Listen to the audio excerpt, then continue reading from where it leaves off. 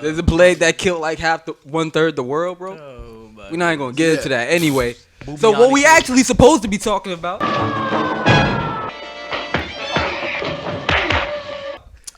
Man, the Batman, I was right? trying to. Yeah, we're gonna talk about the Batman. Energies are high to start the premise. But we are here to talk about the Batman. The Batman. You know what I'm saying? Dropped a couple days ago. You know what I'm saying? Latest DC movie. New Batman on the scene. Robert Pattison, a.k.a. the Twilight guy.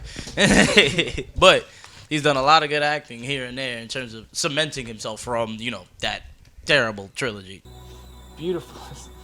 And from my personal take, he was very solid in this movie. I got to give him that. Oh, yeah. I could even recognize him as a Twilight guy, honestly. That's the point. That means he did his job. Exactly. Because he's actually a great actor. It's just that, dang, that movie is a huge L on his record. But enough about that. We're not here to talk about Twilight, yeah. Exactly. After that, nah. First COVID, now phones. All right. So, wait, disclaimer, right? I missed the first 15 minutes of the movie. Please don't be mad at me. All right, it was traffic. We had to watch it in IMAX. I saw his shadow in the theater when he walked in late. Nah, man. I thought I didn't miss too much, but it sounds like I missed a very good first scene. So. Yes. In terms of this is spoiler free.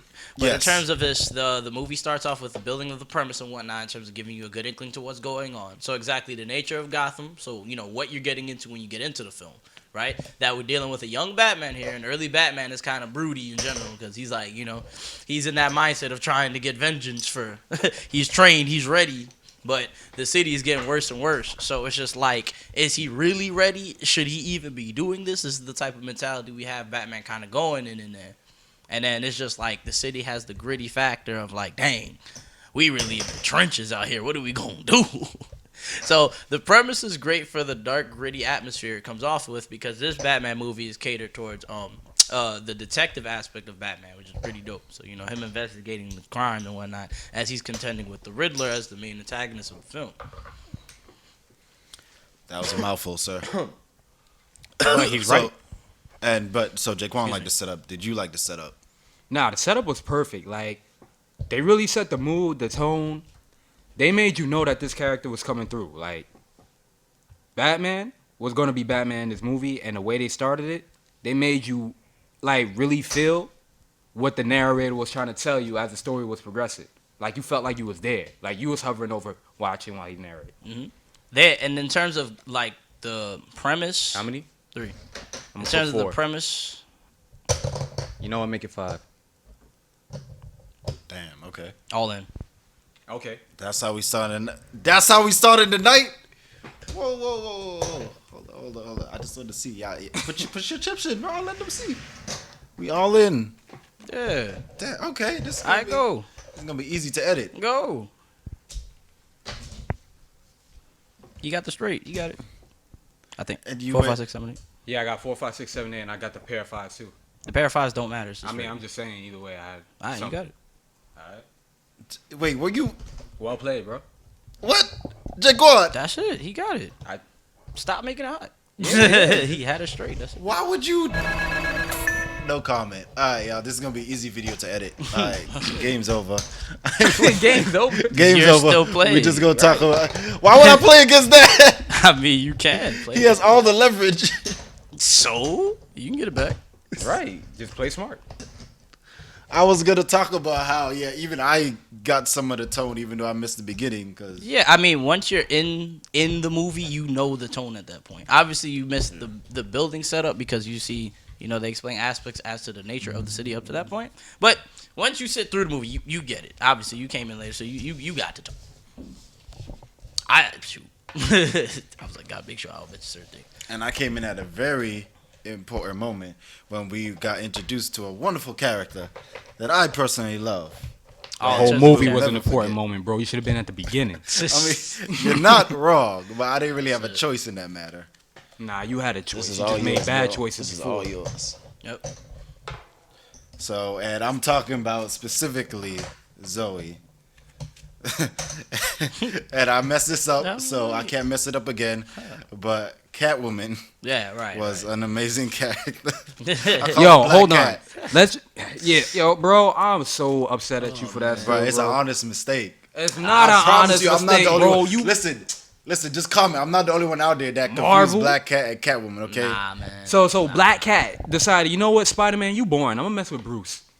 Maybe.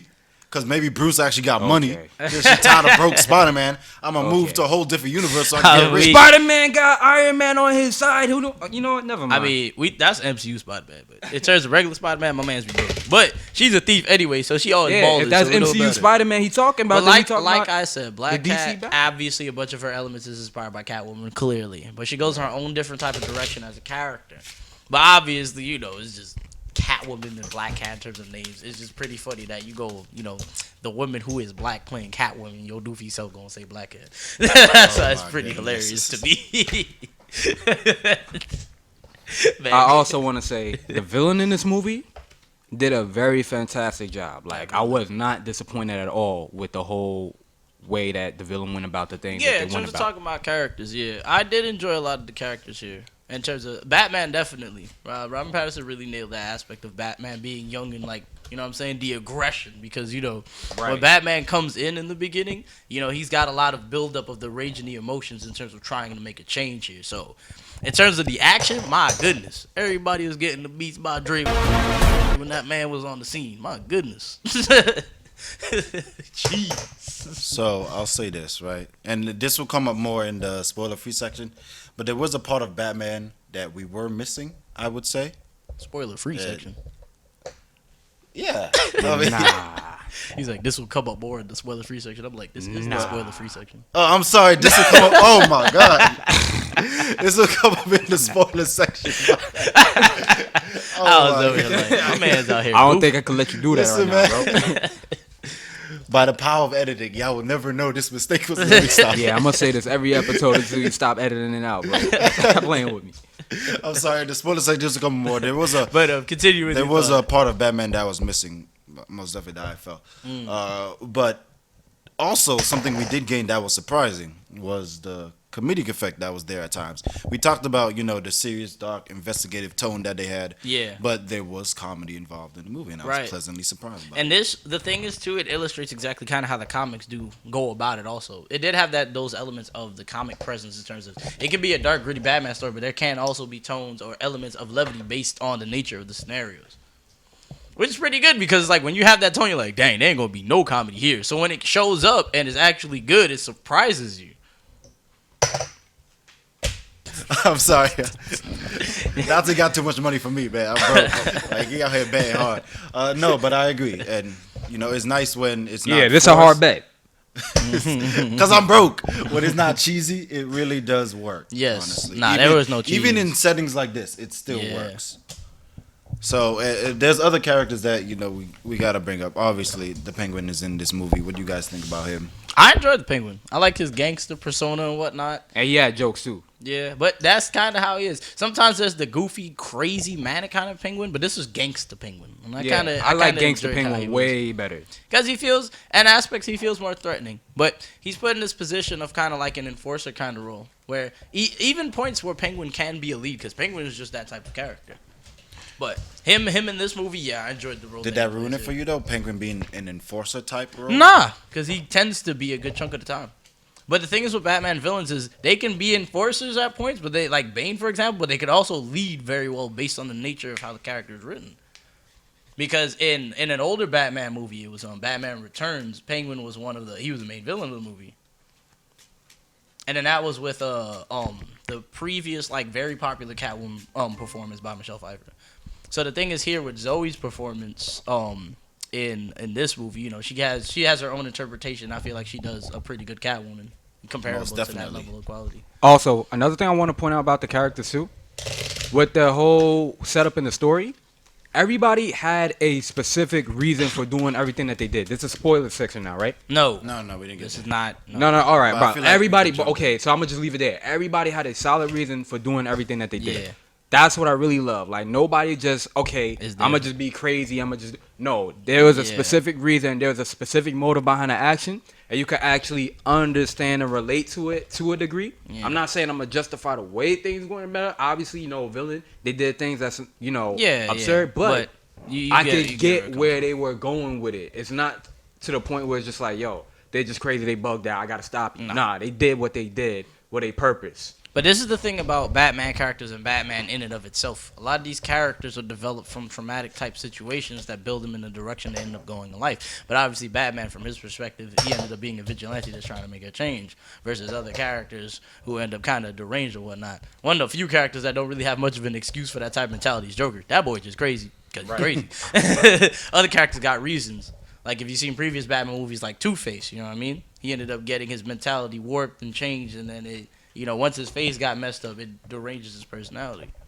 Let's start. Okay, so just before we go to the spoiler section, right? You mentioned pacing very briefly, but this is a rather long movie. Did you feel like there was stuff that was unnecessary, is bogged down? Was it paced properly? Let's see. The movie being 3 hours, in ways, you know what I mean? I enjoyed that type of length. Pause. But there's elements of, let me think here. Certain things could be shorter here and there, but in terms of like what we got, I was rather fine with it. I felt like things was paced pretty solidly. Oh gosh, Full House. Yeah, he got the luck today. Damn, this is why I got a fold. You see. But yeah, in terms of that, you know, certain things could be trimmed down a bit here and there, but overall, I enjoyed it. So I didn't mind it too much. What do you think? It didn't even feel like the movie was that long to me. Like Yeah, I sat honestly, there paying so much attention to the plot, the way everything was going around. Like by the time the movie ended, it was just like, oh wait, it's over. This is one of those. Feel like it was dragging out. Everything like led smoothly into what it needed to in terms of the movie. Yep. This is one of those like once it pulls you in, you just like just chilling with. Right, You're like that's following exactly the what I'm ride, just saying. enjoying exactly wherever. Yeah, it's nothing going. felt forced. Nothing felt like it was rushed. Nothing felt, you know, too like it didn't happen too soon. Like it happened too late. Everything.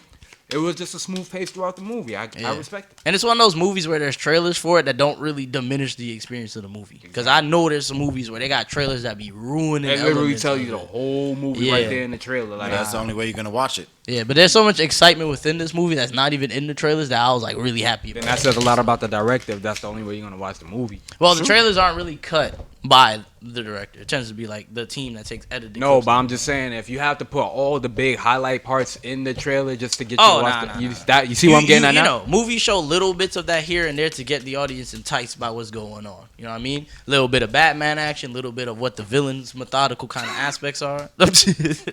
You know, things of that nature. Maybe some play on, you know, plot elements in terms of like dialogue. Mad, bro? Nah, banter. This is why we got. Oh, it didn't fall off though. At least. Nope. I thought it. No, I agree. I definitely agree. And Casper. I think we could definitely segue this into the spoiler section now. You want to do that? Most definitely.